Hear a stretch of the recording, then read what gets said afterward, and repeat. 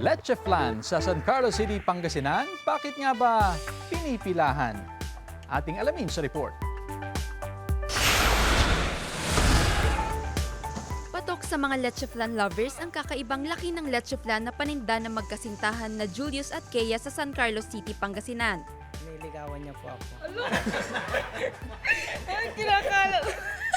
Nagsimulang magbenta ng leche flan ang magkasintahan noong 2024. Sarili nilang gawa ang leche flan. Naisipan daw nila ito upang may pantusto sa pang-araw-araw na gastos sa kanilang pag-aaral sa kolehiyo. Dati po kasi po, nag-start po kami, bayong lang po yung dala ko po.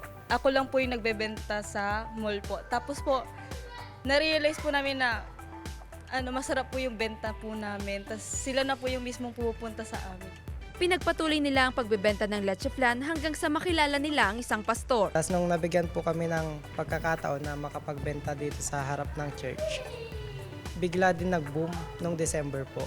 Tapos nung February, parang humina. Kaya nag-isip kami ng bago.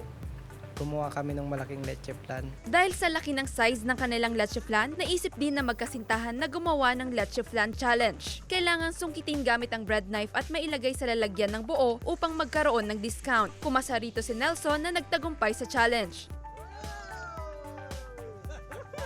Pangalawang balik ko na to, sobrang tamis at sobrang saya dahil sa ganitong ginagawa nilang pa-challenge. Pangarap ng magkasintahan na magkaroon ng sariling pwesto at bumili ng marami pang gamit sa paggawa ng leche flan upang mas lumago pa ang kanilang munting negosyo. Kasama si Ron Alister Taniedo, Joel Fernandez, One North Central Luzon.